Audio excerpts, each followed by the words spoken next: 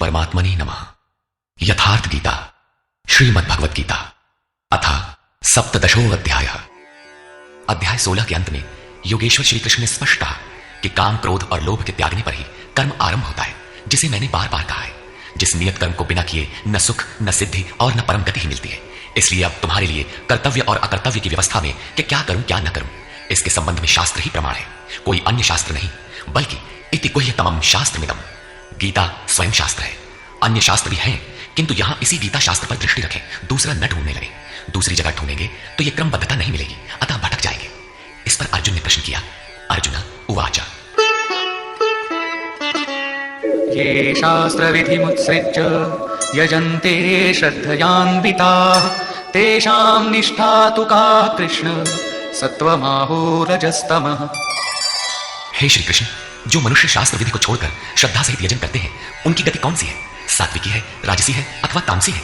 यजन में देवता, यक्ष, भूत इत्यादि सभी आ जाते हैं। श्री भगवान वाच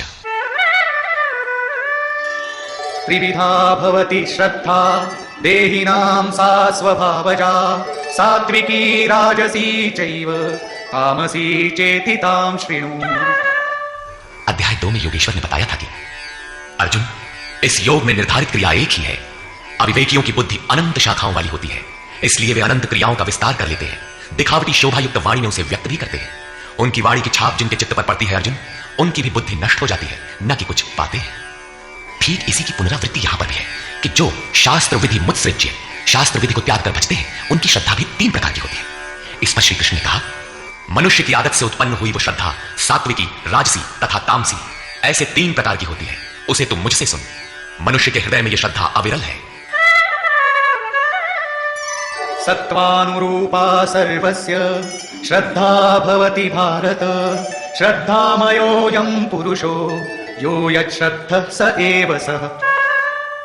हे भारत, सभी मनुष्यों की श्रद्धा उनके चित्त की वृत्तियों के अनुरूप होती है।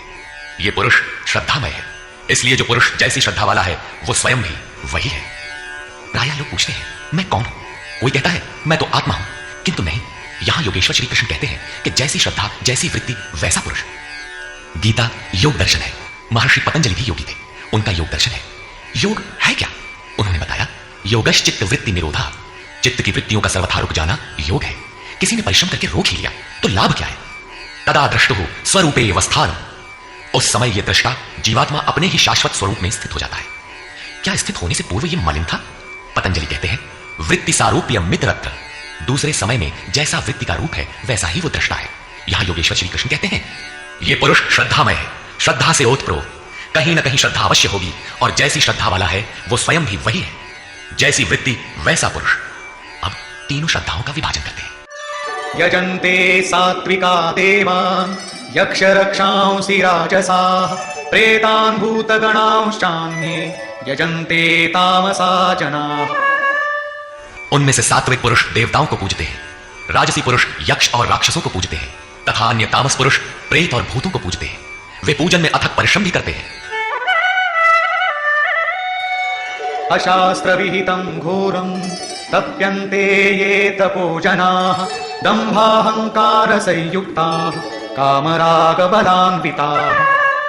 वे मनुष्य शास्त्र विधि से रहित घोर कल्पित अर्थात कल्पित क्रियाएं रचकर तपते हैं। दंभ और अहंकार से युक्त, कामना और आसक्ति के बल से बंधे हुए। कर्षयन्तः शरीरस्थं भूतग्राममचेतसः मां चैवान्तः शरीरस्थं तान् विद्यासुरनिश्चयान्। वे शरीर रूप में स्थित भूत समुदाय को और अंतःकरण में स्थित मुझ अंतर्यामी को विकृश करने वाले अर्थात दुर्बल करने वाले। आत्मा प्रकृति के दरारों में पड़कर विकारों से दुर्बल और यज्ञ साधनों से सबल होती है।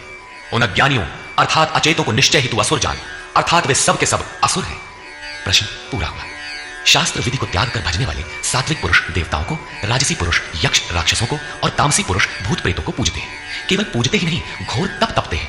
किंतु अर्जुन, शरीर रूप से भूतों को और अंतर्यामी रूप से स्थित मुझ परमात्मा को दुर्बल करने वाले, मुझसे दूरी पैदा करते हैं, न कि भजते हैं। उनको तू असुर जान, अर्थात देवताओं को पूजने वाले भी असुर ही हैं। इससे अधिक कोई क्या कहेगा? अतः जिसके ये सभी अंश मात्र हैं, उन मूल एक परमात्मा का भजन करें। इस पर परम योगेश्वर श्री कृष्ण ने बारंबार बल दिया है। आहारस्त्वपि सर्वस्य त्रिविधो भवति प्रियः यज्ञस्तपस्तथा दानं तेषां भेदमिमं शृणु।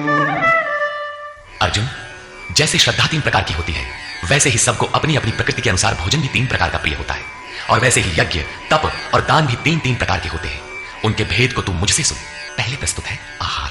आयुः सत्त्वबलारोग्य सुख प्रीति विवर्धना, रस्या स्निग्धा स्थिरादित्या, आहारा सात्विक प्रिया।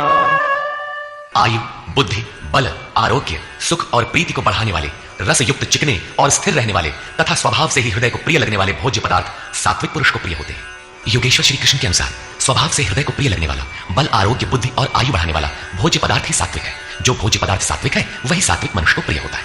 कट्वं ललवणात्युष्ण तीक्ष्ण रूक्ष विदाहिनः, आहारा राजसस्येषा दुःख शोकामय प्रदा।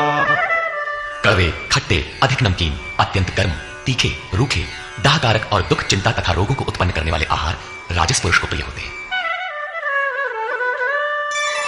यातयामं गतरसं पूतिपर्युषितं च यत्, उच्छिष्टमपि चामेध्यं भोजनं तामसप्रियम्।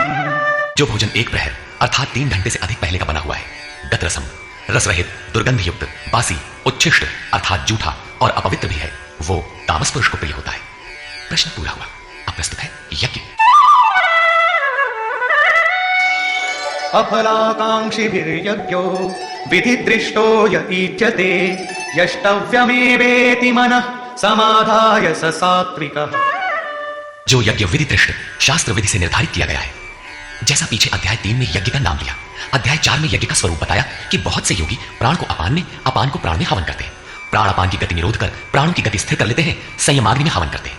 इस प्रकार यज्ञ के 14 सोपान बताए, जो सब के सब ब्रह्म तक की दूरी तय करा देने वाली एक ही क्रिया की ऊंची नीची अवस्थाएं। संक्षेप में यज्ञ चिंतन विशेष की प्रक्रिया का चित्र है, जिसका परिणाम सनातन ब्रह्म में प्रवेश है, जिसका विधान इस शास्त्र में किया गया है।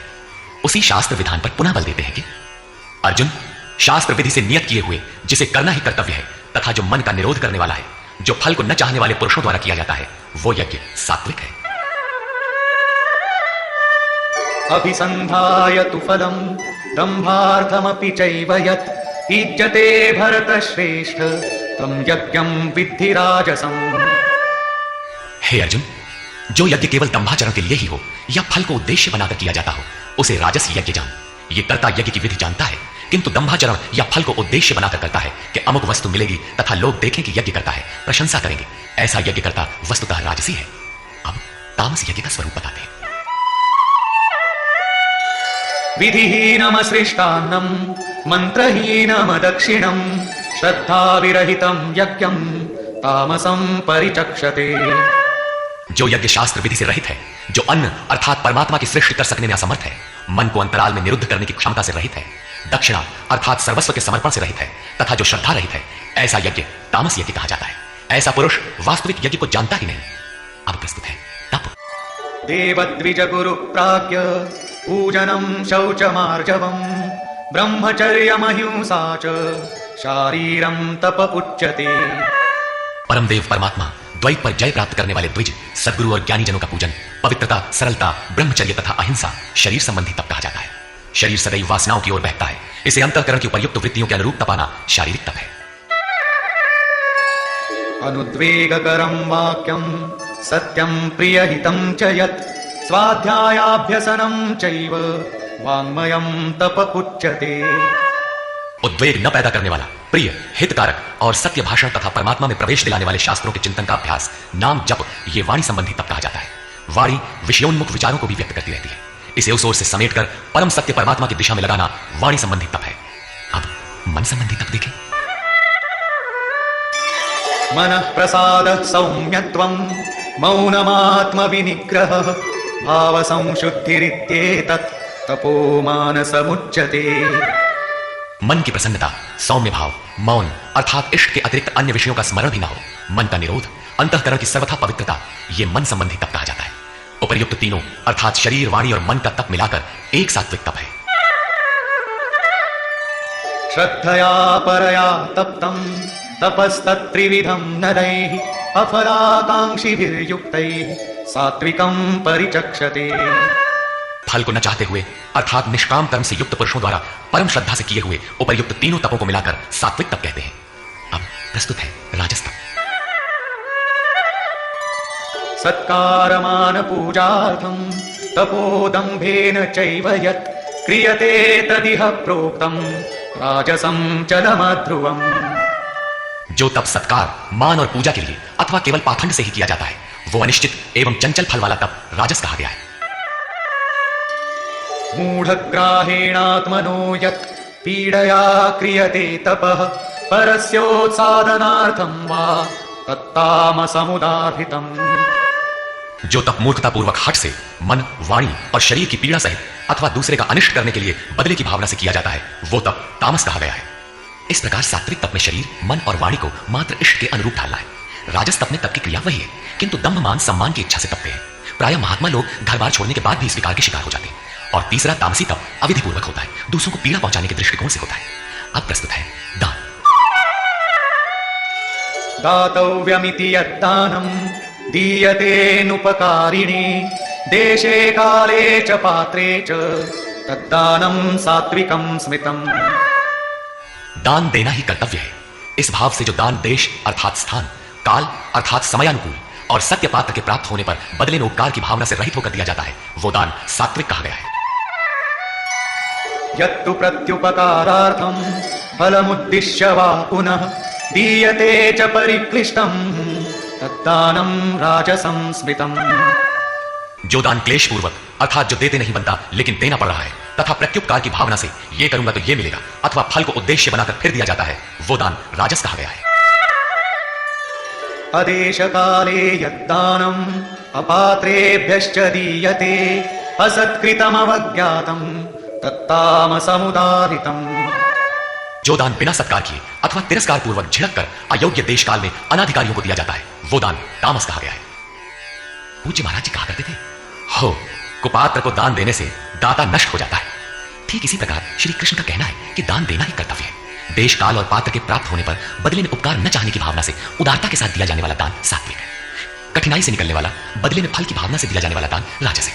और बिना सत्कार के झिड़कियों के साथ प्रतिकूल देश काल में कुपात्र को दिया जाने वाला दान तामस है। लेकिन है दान ही, किंतु जो देह, गेह इत्यादि सबके ममत्व को त्याग कर एकमात्र इष्ट पर ही निर्भर है, उसके लिए दान का विधान इससे और उन्नत है। और वो है सर्वस्व का समर्पण, संपूर्ण वासनाओं से हटकर मन का समर्पण। जैसा कि श्री कृष्ण ने कहा है, मय्येव मन आधत्स्व, अतः दान नितांत आवश्यक है। अब प्रस्तुत है ओम, तत् और सत् का स्वरूप। ओम तत्सदिति निर्देशो ब्रह्मणः श्रीविधः स्मृतः ब्राह्मणास्तेन वेदाश्च यज्ञाश्च विहिताः पुरा। अर्जुन, ओम, तत् और सत् ऐसा तीन प्रकार का नाम ब्रह्मणः निर्देशः स्मृतः, ब्रह्म का निर्देश करता है, स्मृति दिलाता है, संकेत करता है और ब्रह्म का परिचायक है। उसी से पुरा, पूर्व में अर्थात आरंभ में ब्राह्मण, वेद और यज्ञादि रचे गए, अर्थात ब्राह्मण, यज्ञ और वेद ओम से पैदा होते हैं। ये योग जन्य है, जन्मना नहीं। ओम के सतत चिंतन से ही इनकी उत्पत्ति है और कोई तरीका नहीं है। तस्मादोमित्युदाहृत्य यज्ञदान तपः क्रियाः प्रवर्तन्ते विधानोक्ता सततं ब्रह्मवादिनाम्। इसलिए ब्रह्म का कथन करने वाले पुरुषों की शास्त्र विधि से नियत की हुई यज्ञ, दान और तप क्रियाएं निरंतर ओम इस नाम को उच्चारण करके ही की जाती है, जिसमें उस ब्रह्म का स्मरण हो जाए। अब तत् शब्द का प्रयोग बताते हैं। तदित्यनभिसन्धाय फलं यज्ञ तपः क्रियाः दान क्रियाश्च विविधाः क्रियन्ते मोक्षकांक्षिभिः। तत् अर्थात वो, अर्थात परमात्मा ही सर्वत्र है। इस भाव से फल को न चाहकर शास्त्र द्वारा निर्दिष्ट नाना प्रकार की यज्ञ, तप और दान की क्रियाएं परम कल्याण की इच्छा करने वाले पुरुषों द्वारा की जाती है। तत् शब्द परमात्मा के प्रति समर्पण सूचक है, अर्थात जब तो ओम का कीजिए, यज्ञ, दान और तप की क्रियाएं उस पर निर्भर होकर करें। अब सत के प्रयोग का स्थल बताते हैं। सद्भावे साधुभावे च सदित्येतत् प्रयुज्यते प्रशस्ते कर्मणि तथा सच्छब्दः पार्थयुज्यते। गीता के आरंभ में ही अर्जुन ने प्रश्न खड़ा किया था कि कुल धर्म ही शाश्वत है, सत्य है। तो श्री कृष्ण ने कहा, अर्जुन, तुझे यह अज्ञान कहां से उत्पन्न हुआ? सत वस्तु का तीनों कालों में कभी अभाव नहीं होता, उसे मिटाया नहीं जा सकता। और असत वस्तु का तीनों कालों में अस्तित्व नहीं है, उसे रोका नहीं जा सकता। वस्तुतः वो कौन सी वस्तु है जिसका तीनों कालों में अभाव नहीं है और वो असत वस्तु है क्या जिसका अस्तित्व नहीं? तो बताया, ये आत्मा ही सत्य है और भूतादिकों के समस्त शरीर नाशवान है। आत्मा सनातन है, अव्यक्त है, शाश्वत और अमृत स्वरूप है। यही परम सत्य है। सत, ऐसे परमात्मा का ये नाम सद्भावे, सत्य के प्रति और साधुभाव में प्रयोग किया जाता है। और हे पार्थ, जब कर्म सांगोपांग भली प्रकार होने लगे तब सत शब्द का प्रयोग किया जाता है। सत का अर्थ ये नहीं है कि ये वस्तुएं हमारी हैं। जब शरीर ही हमारा नहीं है तो इसके उपभोग में आने वाली वस्तुएं हमारी कब है? ये सत नहीं है। सत का प्रयोग केवल एक दिशा में किया जाता है। सद्भाव में आत्मा ही परम सत्य है। इस सत्य के प्रति भाव हो, उसे साधने के लिए साधुभाव हो और उसकी प्राप्ति कराने वाला कर्म प्रशस्त ढंग से होने लगे, वहीं सत शब्द का प्रयोग किया जाता है। इसी पर योगेश्वर अग्रेतर कहते हैं, यज्ञे तपसि दाने च स्थितिः सदिति चोच्यते कर्म चैव तदर्थीयं सदित्येवाभिधीयते। यज्ञ, तप और दान को करने में जो स्थिति मिलती है वो भी सत है, ऐसा कहा जाता है। तदर्थीयम, उस परमात्मा की प्राप्ति के लिए किया हुआ कर्म ही सत है, ऐसा कहा जाता है। अर्थात उस परमात्मा की प्राप्ति वाला कर्म ही सत है। यज्ञ, दान, तप तो इस कर्म के पूरक है। अंत में निर्णय देते हुए कहते हैं कि इन सब के लिए श्रद्धा आवश्यक है। अश्रद्धया हुतं दत्तं तपस्तप्तं कृतं च यत् असदित्युच्यते पार्थ न च तत्प्रेत्य नो इह। हे पार्थ, बिना श्रद्धा के किया हुआ हवन, दिया हुआ दान, तपा हुआ तप और जो कुछ भी किया हुआ कर्म है वो सब असत है, ऐसा कहा जाता है। वो ना तो इस लोक में और न परलोक में ही लाभदायक है। अतः समर्पण के साथ श्रद्धा नितांत आवश्यक है। निष्कर्ष। अध्याय के आरंभ में ही अर्जुन ने प्रश्न किया कि भगवान जो शास्त्र विधि को त्याग कर और श्रद्धा से युक्त होकर यजन करते हैं, अर्थात लोग भूत भवानी अन्यान्य पूजते ही रहते हैं, तो उनकी श्रद्धा कैसी है? सात्विकी है, राजसी है अथवा तामसी? इस पर योगेश्वर श्री कृष्ण ने कहा, अर्जुन, यह पुरुष श्रद्धा का स्वरूप अर्थात पुतला है। कहीं ना कहीं उनकी श्रद्धा होगी ही। जैसी श्रद्धा वैसा पुरुष, जैसी वृत्ति वैसा पुरुष। उनकी वह श्रद्धा सात्विकी, राजसी और तामसी तीन प्रकार की होती है। सात्विकी श्रद्धा वाले देवताओं को, राजसी श्रद्धा वाले यक्ष अर्थात जो यश शौर्य प्रदान करें, राक्षसों अर्थात जो सुरक्षा दे सके का पीछा करते हैं, और तामसी श्रद्धा वाले भूत प्रेतों को पूजते हैं। शास्त्र विधि से रहित इन पूजाओं द्वारा ये तीनों प्रकार के श्रद्धालु शरीर में स्थित भूत समुदाय अर्थात अपने संकल्पों और हृदय देश में स्थित मुझ अंतर्यामी को भी कृश करते हैं, न कि पूजते हैं। उन सबको निश्चय हेतु असुर जान अर्थात भूत प्रेत यक्ष राक्षस तथा देवताओं को पूजने वाले असुर हैं। देवता प्रसंग को श्री कृष्ण ने यहां तीसरी बार उठाया है। पहले अध्याय 7 में उन्होंने कहा कि अर्जुन, कामनाओं ने जिनका ज्ञान हर लिया है वही मूल बुद्धि अन्य देवताओं को पूजा करते हैं।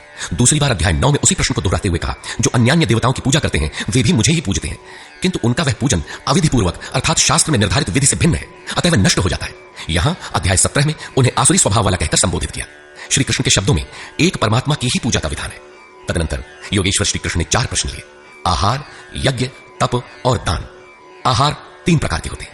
सात्विक पुरुष को तो आरोग्य प्रदान करने वाले, स्वाभाविक प्रिय लगने वाले स्निग्ध आहार प्रिय होते हैं। राजस पुरुष को कड़वे, तीक्ष्ण, उष्ण, चटपटे, रोगवर्धक आहार प्रिय होते हैं।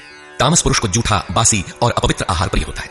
शास्त्र विधि से निर्दिष्ट यज्ञ अर्थात जो आराधना की अंतःक्रियाएं हैं, जो मन का निरोध करता है, फलाकांक्षा से रहित, वह यज्ञ सात्विक है। दंभ प्रदर्शन तथा फल के लिए किए जाने वाला वही यज्ञ राजस है, और शास्त्र विधि से रहित मंत्र दान तथा बगैर श्रद्धा से किया हुआ यज्ञ तामस है।